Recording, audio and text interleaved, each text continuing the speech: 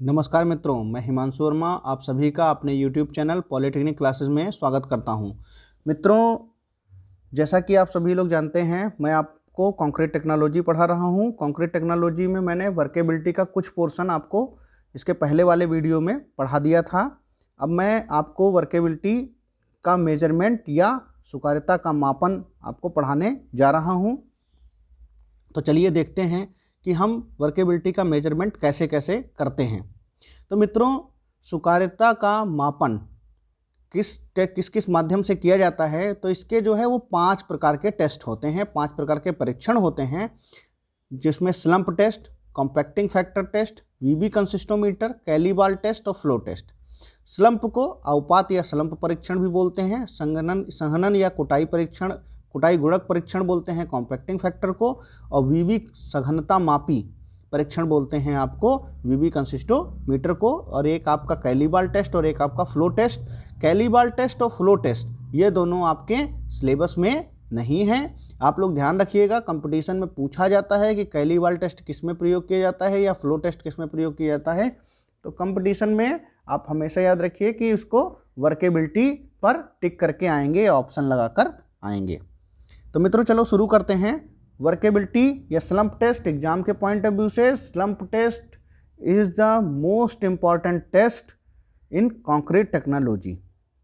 बहुत सिंपल है, बहुत इम्पॉर्टेंट है परीक्षा की दृष्टि से भी, और अगर आप साइट पर काम कर रहे हैं तो उस दृष्टि से भी यह आपके लिए बहुत ही ज़्यादा महत्वपूर्ण है। तो कंक्रीट की सुकार्यता पता करने के लिए स्लंप टेस्ट किया जाता है। यह एक जो है बहुत सिंपल आपका टेस्ट है ना, बहुत आसानी से लैब में या आपका साइट पे इसको आप जो है टेस्ट परफॉर्म कर सकते हैं। लेकिन इसमें एक शर्त है। शर्त क्या है कि वैसे तो मैं लिमिटेशन में भी आपको बता सकता था, लेकिन आप ध्यान रखिएगा कि इसका मिलावे का मान जो है वो 38 mm से बड़ा नहीं होना चाहिए। क्यों नहीं होना चाहिए मिलावे का मान 38 mm से, तो वो मैं आपको बता देता हूँ। देखिए, ये आपका स्लंप का कोण है। चलिए यहीं नीचे ही देख लेते हैं फिगर पे, यहाँ पर ये है आपका स्लंप का कोण है। यहाँ पर इस स्लंप के कोण में अगर आप 38 mm का बड़े एग्रीगेट डाल देंगे तो वो थ्रो ग्रेविटी ही नीचे सेटल डाउन हो जाएंगे। और हमारा टेस्ट ही यही है कि हमें क्या दिखाना है, स्लंप दिखाना है। स्लंप क्या है? जो आप इस कोण में मटेरियल भरेंगे, जैसा कि मैं आगे बताऊंगा आपको, उसमें कितना नीचे दबाव हुआ है, कितना उसमें कमी हुई है, कितना उसमें झुकाव हुआ है, कितना वो बैठा है, वही तो जांच रहे हैं, वही तो हम चेक कर रहे हैं स्लंप। और अगर हमारा एग्रीगेट बड़ा होगा तो थोड़ा ग्रेविटी ही वो नीचे बैठ जाएगा, और साथ में जो आसपास की कंक्रीट है उसको भी लेके नीचे आ जाएगा, तो पता चला वो ऐसे फैल जाएगा। तो इसलिए 38 mm से बड़ा एग्रीगेट नहीं होना चाहिए। ठीक है मित्रों, चलिए अब इस फिगर में कुछ देख लेते हैं हम क्या क्या चीज़ें होती हैं स्लंप टेस्ट में। तो स्लंप टेस्ट में देखिए, सबसे पहले हम एक कोण लेते हैं, कोन ऑफ फ्रस्टम लेते हैं या छिन्नक लेते हैं।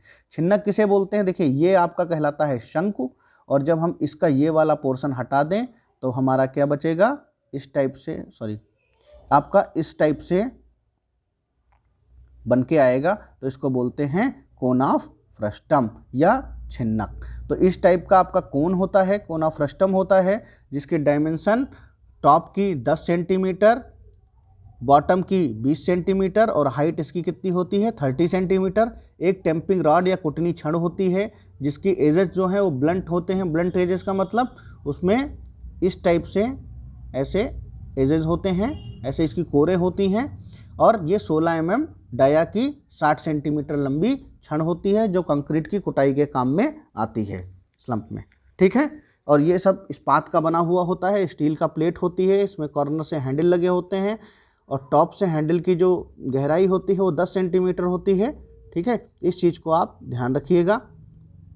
आगे मैं डायमेंशंस में इसको लिखवाया हूँ नोट्स में, लेकिन आप फिगर से अच्छे से समझ सकते हैं, इसलिए मैंने इसमें समझाने का आपको प्रयास किया है।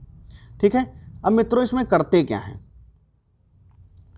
तो देखो, जैसे मैंने बताया आपको कि इसकी तली का व्यास 20, शीर्ष का व्यास आपका 10 सेंटीमीटर, और ऊंचाई जो है आपकी 30 सेंटीमीटर। ठीक है मित्रों, इसमें क्या है, हर आपको जो कंक्रीट का लेयर है उसको आपको 4 बार भरना है, 4 बार भरना है और हर बार आपको 25 बार जो है वो कुटाई करनी है। तो देखिए सबसे पहले आप क्या काम करना है इसमें, वो मैं आपको स्टेप वाइज दिखा देता हूँ, बता देता हूँ। सबसे पहले क्या कीजिए कि आप जो सांचा लिए हैं इस सांचे को अच्छे से धो के साफ कर लीजिए, सुखा लीजिए। उसके बाद इसमें कंक्रीट को भरिए। जब आप कंक्रीट को भरेंगे तो इस प्रकार से इसको 4 लेयरों में आप भरिएगा और एक लेयर की आप क्या करेंगे 25 बार इसकी कुटाई करेंगे। एक लेयर की आप 25 बार कुटाई करेंगे, ठीक है, ये भी ध्यान रखिएगा। तो इस तरीके से आप पूरे भर लेंगे। ऊपर का जो मसाला है उसको आप क्या करिए हटा लीजिए। मतलब जैसे आप जब मसाला भरेंगे भाई कुटाई करेंगे तो यहाँ सरफेस पर क्या होगा, बाहर को आपका मसाला यहाँ बाहर आ जाएगा। तो इससे एक पटरी से या स्केल से लेकर इसको ऊपर के मसाले को हटा लीजिएगा। हटाने के बाद इंतज़ार नहीं करेंगे, तुरंत ही आपको क्या करना है, कोन को बाहर कर लेना है। जैसे आप कोन बाहर करेंगे आपको तुरंत कैसा दिखेगा, आपको इस तरीके से आपका मटेरियल बना हुआ नज़र आएगा, बाहर निकला हुआ इस तरीके से।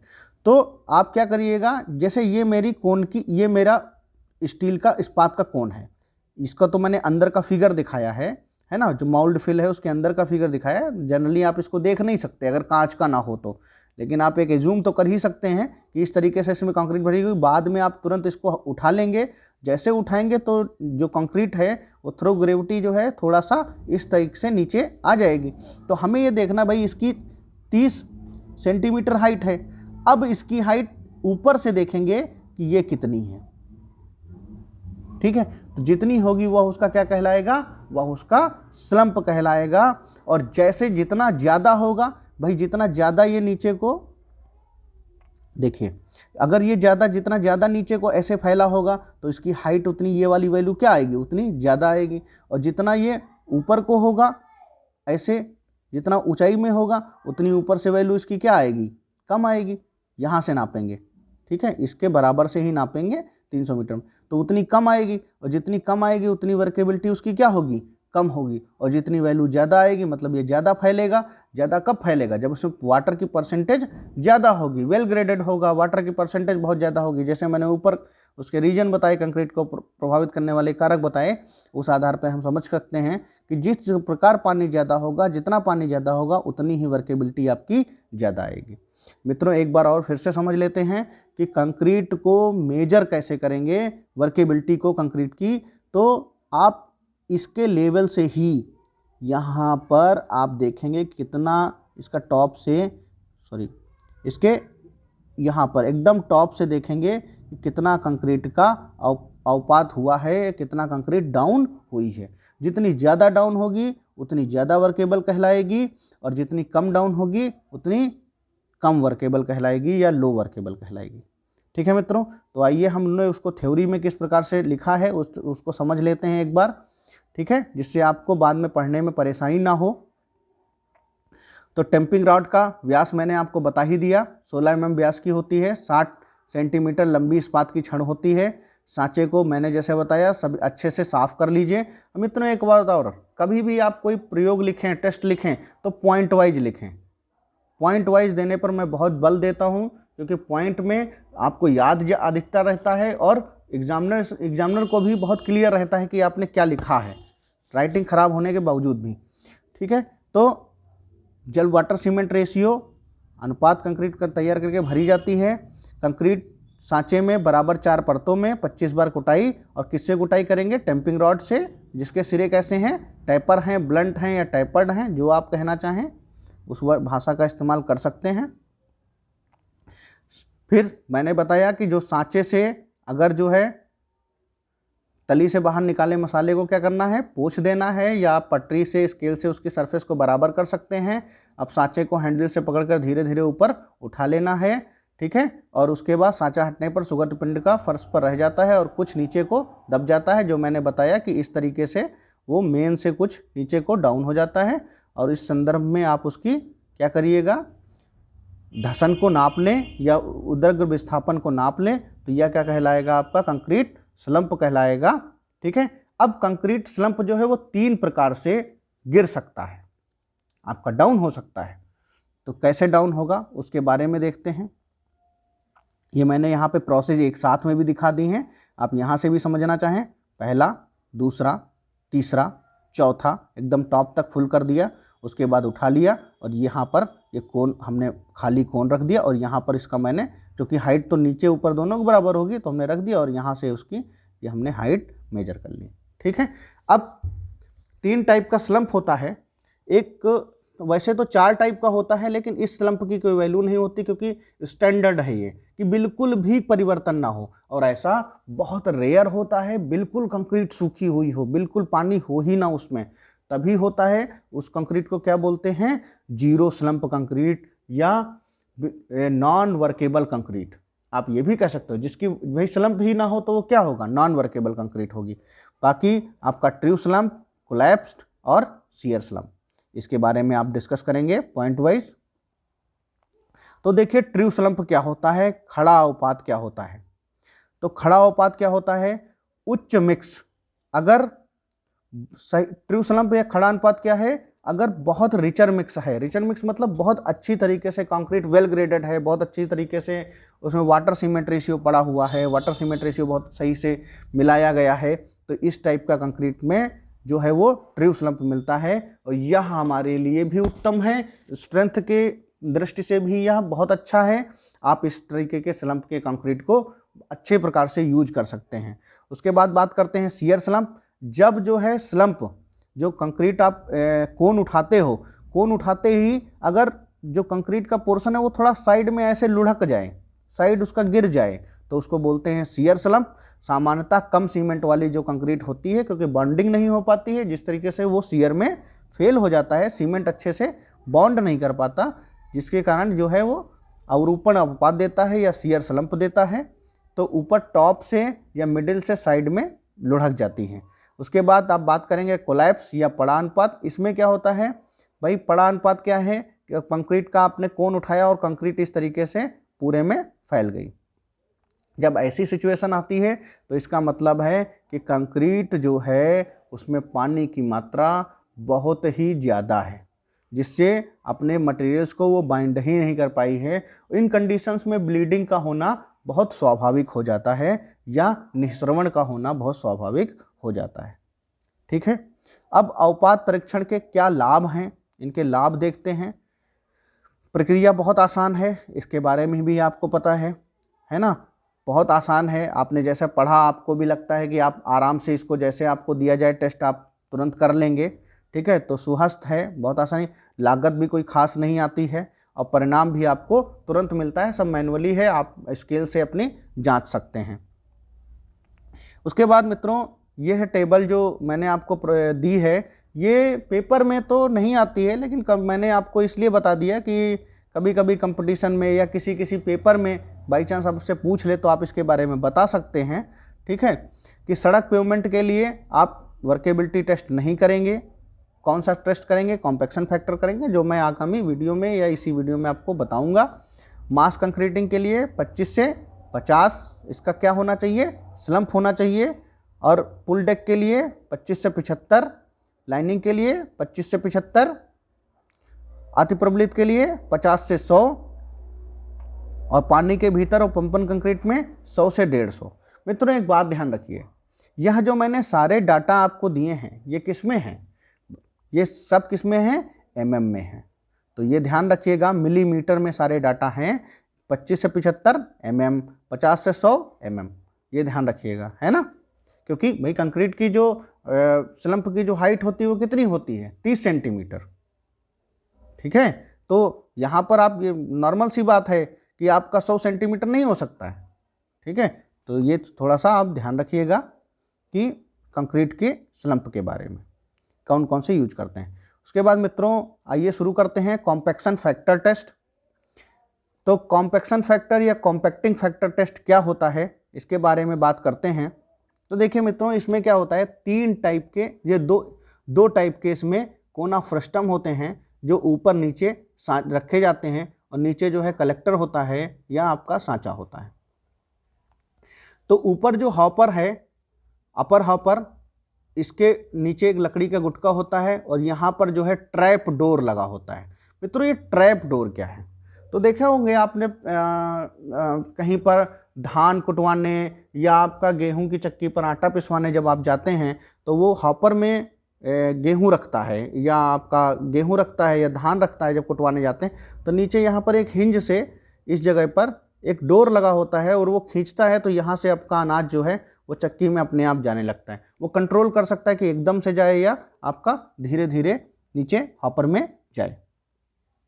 ठीक है मित्रों, तो आप इस हॉपर को जो है हॉपर में जो ट्रैप डोर है उसको आप खोल के पूरा कंक्रीट जो भी मटेरियल है उसको नीचे गिरा सकते हैं। तो आप ये समझ गए होंगे कि ट्रैप डोर क्या है। ठीक है, अपर हॉपर, ये अपर हॉपर, उसके बाद आपका लोअर हॉपर। लोअर और अपर हॉपर में 20.3 सेंटीमीटर का गैप रहता है। मित्रों एक बात ध्यान रखिएगा कि अपर हॉपर से लोअर हॉपर थोड़ा सा छोटा होता है। ठीक है, ये ध्यान रखिएगा। उसके बाद जो हॉपर के बाद जो यहाँ पर सिलेंडर माउल्ड है या आपका कंटेनर है, आप ये भी कह सकते हैं, इसे कंटेनर भी कह सकते हैं, उस कंटेनर में भी 20.3 सेंटीमीटर का जो है बीच में आपका गैप है। ठीक है, ये 20.3 सेंटीमीटर का। अब इस टेस्ट को परफॉर्म कैसे करते हैं चलिए देखते हैं। देखिए अवपात परीक्षण जो है यह बहुत शुद्ध परिणाम देता है। किसके तुलना में? आपका स्लंप टेस्ट की तुलना में। थोड़ा सा स्लंप टेस्ट बहुत आसानी से ज्ञात हो जाता है। ठीक है, अब एक और बात, जिस कंक्रीट का अवपात बहुत कम होता है, स्लंप बहुत कम होता है, तो उसको हम स्लंप टेस्ट में मान निकाल नहीं पाते हैं। तो हम क्या करते हैं, उसके लिए कॉम्पैक्टिंग फैक्टर टेस्ट करते हैं। क्या करते हैं? कॉम्पैक्टिंग फैक्टर टेस्ट करते हैं। ठीक है, स्लंप टेस्ट करते हैं। इसके लिए उपकरण मैंने आपको बता रखा है कि आपका हॉपर चाहिए, बेलनाकार सिलेंडर माउल्ड चाहिए। ये पूरा किसका बना हुआ होता है? ये पूरा जो है 3 mm मोटी चादर का बना हुआ होता है। इसमें कूटपाद या ट्रैप डोर लगे होते हैं। आप चाहे कूटपट के नाम से समझ सकते हैं या आप इसको ट्रैप डोर के नाम से समझ सकते हैं, जिसको एकदम से खोला जा सकता है। मैंने पहले ही आपको बता दिया। ट्रॉवेल करनी की आवश्यकता होती है। नॉर्मल भाषा में आप गांव में या आप कंस्ट्रक्शन साइट की भाषा में कन्नी भी बोल सकते हैं। ठीक है, उसके बाद हाथ से चलाने वाली डोई चाहिए। हस्त डोई जो है वो या हैंड स्कूप चम्मच टाइप में होता है। ये 152 सेंटीमीटर का होता है। इससे क्या होता है, हम कंक्रीट की साइड सरफेस से कंक्रीट को पोंछ सकते हैं। कंक्रीट कहीं पर जमी हुई है तो उसको खरोंच के हटा सकते हैं। कुटनी छड़ वही 16 mm व्यास की और आपकी लंबाई जो है वो 60 mm की होती है। ठीक है, मैंने आपको बताया था कि ऊपर का हॉपर और नीचे के हॉपर में थोड़ा सा डिफरेंस होता है। तो वह कितने का डिफरेंस होता है? तो देखिए बाकी सारी डायमेंशन सेम रहेंगी। नीचे की आपका ऊंचाई व्यास में सब सेम रहेगा। बस दिक्कत क्या है, यहाँ पर ऊपर का जो ये आपका है हॉपर, उसमें नीचे हॉपर का जो व्यास है वो इतना आपका डिफरेंस रहेगा। जो टॉप का डायमीटर है वो 25.4 का है और ये 22.9 का है। बाकी सारे समान रहेंगे। ठीक है मित्रों, चलिए आप इसको टेबल से अच्छे से समझ सकते हैं, बता सकते हैं। अब इसको प्रयोग क्या करेंगे? तो देखिए मित्रों, मैं आपको नॉर्मल से पहले मैं आपको एक समझा देता हूँ, फिर किताबी भाषा में समझाने का प्रयास करूँगा। पहले मैं आपको एक जनरल भाषा में समझा देता हूँ कि टेस्ट परफॉर्म कैसे करते हैं। तो देखिए इस टेस्ट में आपके 2 मेथड हैं, 2 चरण हैं, है ना। 2 स्टेप्स में आप इसको परफॉर्म करेंगे। सबसे पहले हमें क्या करना है मित्रों कि हमें आंशिक या पार्शली कॉम्पैक्टेड कंक्रीट का भार ज्ञात करना है। पार्शली कॉम्पैक्टेड कंक्रीट का भार ज्ञात करना है और उसके बाद हमें बहुत वेल कॉम्पैक्टेड कंक्रीट का भार ज्ञात करना है। फिर हमें क्या करना है, partially compacted concrete upon well compacted concrete जो है उनका रेशियो निकालना है। वही रेशियो क्या कहलाता है? Compacting factor. तो सबसे पहले हम क्या करेंगे, पार्शली कॉम्पैक्टेड कंक्रीट का भार निकालेंगे। करते क्या है मित्रों, मैं आपको फिगर के माध्यम से आपको बताता हूं कि आपको करना कैसे है। तो मित्रों देखिए, यहां पर जिसमें आपका पूरा फिगर हो वो मैं आपको बता देता हूँ। मित्रों, इस सांचे में आप कंक्रीट भरेंगे। जैसे जैसे आप कंक्रीट इसमें भरते जाएंगे, पहले आपका ये जो डोर है, इस डोर को आप क्लोज ही रखेंगे और पूरी कंक्रीट इसमें भर लेंगे। कंक्रीट भरने के बाद इसको एकदम से खोल देंगे, इसके डोर को, कंक्रीट इसमें आ जाएगा। फिर इसको खोल देंगे, कंक्रीट इसमें आ जाएगा, इस कंटेनर में। इसको बाहर रख लेंगे। यह कंक्रीट जो अब यहाँ जो मिलेगी, यह कंक्रीट आंशिक कुटी हुई कंक्रीट होगी। इसको इस माउल्ड के साथ या इस बर्तन के साथ या इस कंटेनर के साथ ही कंक्रीट का क्या कर लेंगे, वजन कर लेंगे, और यह वजन क्या कहलाएगा, W1 कहलाएगा। ठीक है। अब क्या करेंगे मित्रों, हम कंक्रीट को, इस वाली कंक्रीट को जब वजन कर लेंगे तो इस कंटेनर को अलग हम साइड में रख देंगे। फिर हम क्या करेंगे, दूसरा कंटेनर लेंगे और दूसरे कंटेनर में कंक्रीट भरेंगे, अलग कंक्रीट, इससे अलग कंक्रीट भरेंगे, ये नहीं भरेंगे, इससे अलग कंक्रीट भरेंगे स्टेप 2 में। जब इससे अलग कंक्रीट भरेंगे उसको क्या करेंगे, वेल कॉम्पैक्ट करेंगे। वेल कॉम्पैक्ट करेंगे तो वेल कॉम्पैक्ट करेंगे, ये पूरी तरीके से जम जाएगा। जब यह हार्ड हो जाएगा पूरी तरीके से, उसका भी हम इसी कंटेनर के साथ वजन ले लेंगे। वो क्या कहलाएगा, वो W2 कहलाएगा। और कॉम्पैक्टिंग फैक्टर निकालने के लिए, CF निकालने के लिए हमें क्या करना है, W1/W2 यह करेंगे। ठीक है। तो मेरे हिसाब से मित्रों आप इस चीज़ को समझ गए होंगे। बाकी मैं आपको किताबी लैंग्वेज में या बुक की भाषा में आपको एग्जाम में कैसे लिखना है, उस तरीके से मैं आपको एक बार फिर से एक्सप्लेन कर देता हूं कि बुक की भाषा में कैसे लिखेंगे। ये तो आम आदमी की भाषा में मैंने आपको समझा दिया है। ठीक है मित्रों, देखिए रुक्ष टाइप की अगर कंक्रीट है या कम सुकारता वाली कंक्रीट है तो आप इस तरीके का टेस्ट को जो है वो परफॉर्म करेंगे, है ना, जिसमें कम पानी है ना। वर्केबिलिटी जो आपका स्लम्प टेस्ट करते थे, स्लम्प टेस्ट में अगर पानी की मात्रा ठीक ठाक है तभी आप कर पाते थे उसको। अदरवाइज मैंने जब उसमें सड़क पेमेंट के बारे में बताया था तो उसमें क्या कहा गया था कि आप कॉम्पैक्टिंग फैक्टर टेस्ट करिए। ठीक है। तो आप आंशिक कुटी या पार्शली कॉम्पैक्टेड कंक्रीट का भार ज्ञात करना है आपको, तो कैसे ज्ञात करेंगे, तो देखिए मैं एक एक लाइन आपको यह के किताब में कैसे लिखना है, IGT आप इसको पेपर में लिख के आइएगा इसी तरीके से। इस प्रकार की कंक्रीट प्रतिदर्श को कुटाई नहीं की जा सकती। अब इसका कूटपथ एकदम से खोल दिया जाता है। ठीक है, मतलब इस कंक्रीट की कुटाई नहीं की जाती है। आप कंक्रीट भर दीजिए हॉपर में, ठीक है, और उसके बाद उसका जो पद है उसको खोल दीजिए। ठीक है, तो ऐसा करने पर हॉपर ए में भरी कंक्रीट क्या करेगी, हॉपर बी में चली जाएगी। और यदि कुछ कंक्रीट हॉपर ए में चिपक जाती है तो आप क्या करें, उसे धीरे से छुड़ा दें और निचले हॉपर में चली जाएगी। अब निचले हॉपर की मैंने जैसे बताया क्षमता कुछ कम होती है, चूँकि कंक्रीट का जब हम ऊपर से नीचे गिराते हैं तो क्या होता है भाई, पहले से दूसरे में जाएगी तो कॉम्पैक्शन बढ़ेगा ना, तो वह पूरी कंक्रीट इसी में सेट हो जाती है, दूसरे वाले में, बी वाले में। जब बी वाले में सेट हो जाती है उसके बाद हम क्या करेंगे, हॉपर ए और बी में जब आ जाए तो कूटपाट नीचे बी वाले का भी एकदम से क्या करते हैं, ओपन कर देते हैं।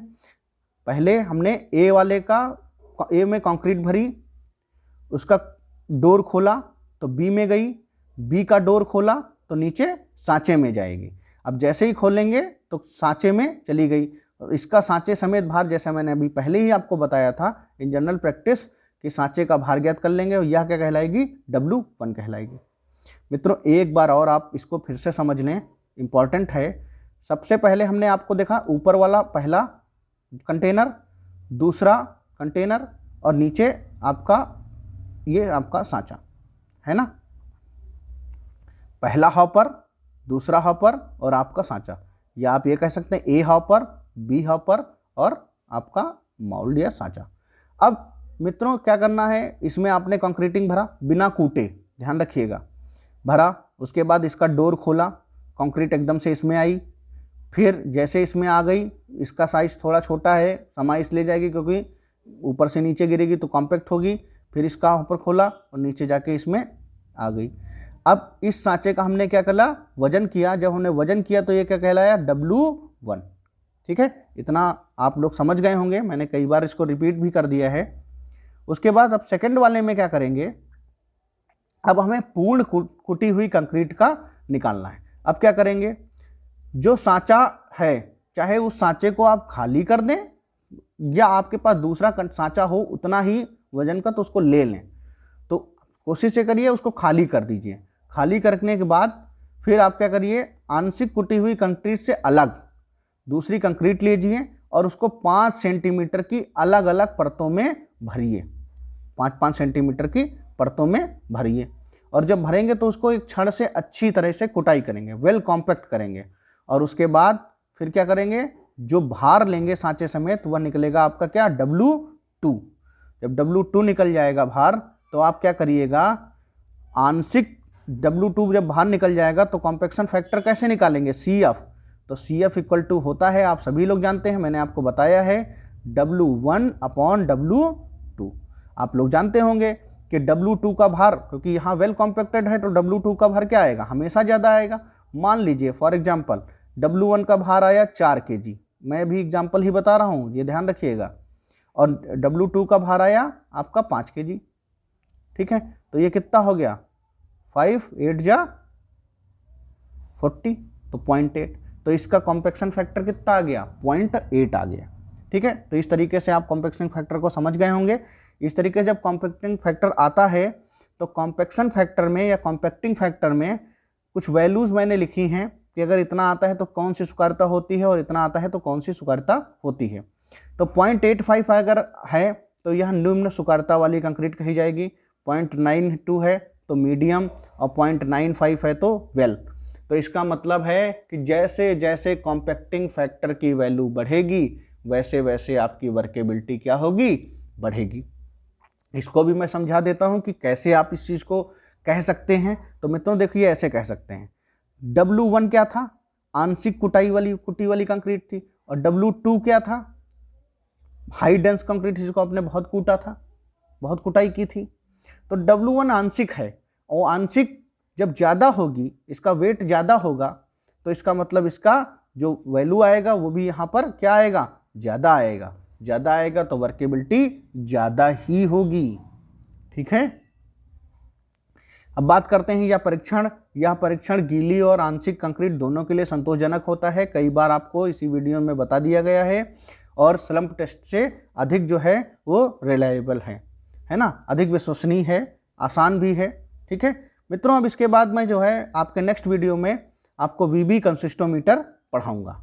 VB कंसिस्टोमीटर टेस्ट भी परीक्षा की दृष्टि से भी इम्पॉर्टेंट है और उसको समझना भी ज़रूरी है। क्योंकि लेक्चर बड़ा हो रहा है इसलिए मैं उसको नेक्स्ट वीडियो में इसलिए ले जा रहा हूँ कि आपको पढ़ने में थोड़ी सी आसानी रहे, समझने में आसानी रहे। वीडियो बड़ा हो जाने से आप एक चैप्टर को पूरा करने के चक्कर में उसको माइंड में स्टोर नहीं कर पाते हैं, ये समस्या आती है। तो मैं कोशिश करूँगा कि आपके नेक्स्ट वीडियो में आपका VB कंसिस्टोमीटर पूरी तरीके से समाप्त कर दूँ। इस तरीके से नेक्स्ट वीडियो में आपका पूरा चैप्टर कंप्लीट करने की पूरी कोशिश करूँगा। धन्यवाद मित्रों, थैंक्स फॉर वॉचिंग।